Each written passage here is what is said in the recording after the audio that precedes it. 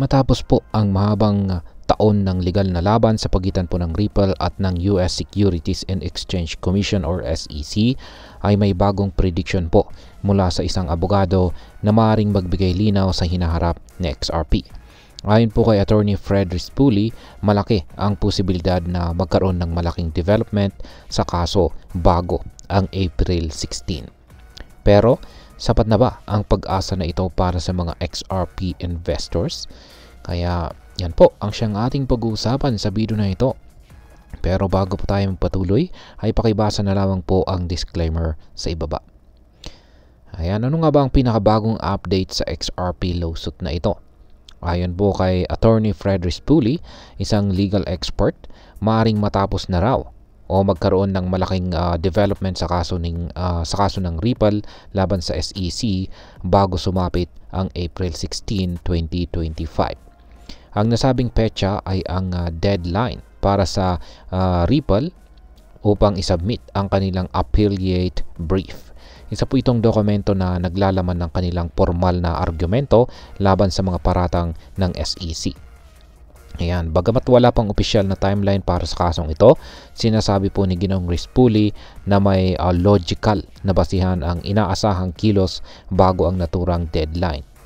Dahil sa mga naunang desisyon kung saan tila humihina po ang posisyon ng SEC sa mga crypto-related lawsuits, naniniwala siya na maaaring magkaroon po ng resolusyon bago pa umabot sa panibagong legal na hakbang.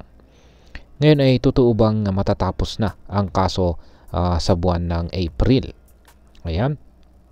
Kahit na may positibong pananaw si Attorney Rispoli, nananatiling may agam-agam po ang crypto community. Ayon po sa ibang eksperto tulad ni na Attorney Jeremy Hogan at saka Meta Lowman, ay posibleng magkaroon pa rin ng delay dahil sa mga legal na komplikasyon tulad po ng injunction ni Judge Torres at ang $125 million penalty na ipinataw sa Ripple.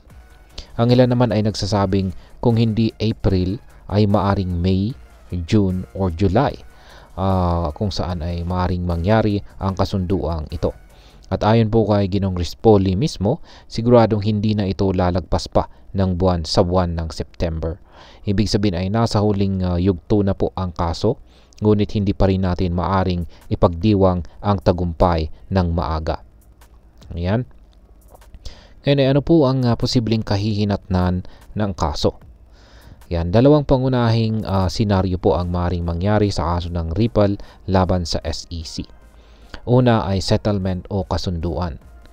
Yan, posibleng magkaroon po ng kompromiso sa pagitan ng SEC at saka Ripple upang tapusin na ang kaso nang hindi na kailangang dumaan pa sa matagalang legal na proseso.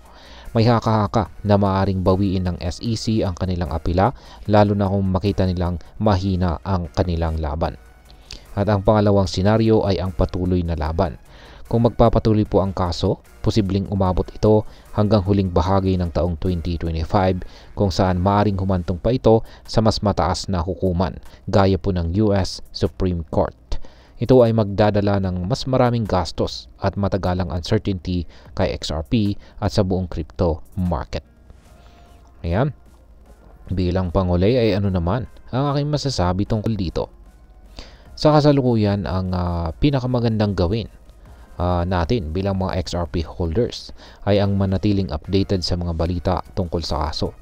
Huwag po tayong magdesisyon ng pabigla-bigla at siguraduhin po nating suriin ang market trends bago po tayo gumawa ng anumang investment moves. Tandaan, sa mundo ng crypto, laging may kasamang risk ang bawat investment. Kung totoo po ang prediction ni Attorney Rispoli at matatapos na ang kaso bago sumapit ang April 16, ito po ay magiging isang malaking milestone sa industriya ng cryptocurrency. Ngunit kung magkaroon man ng delay, hindi ito nangangahulugan na tapos na ang laban para kay Ripple at sa mga XRP holders. Sa halip, ito po ay isang patuloy na hamon na kailangang paghandaan ng bawat investors. At ayan, hanggang dito na lamang po tayo sa video na ito mga ka-crypto.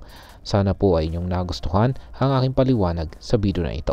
Marami pong salamat sa panonood. Ingat po tayo lagi at God bless po sa ating lahat.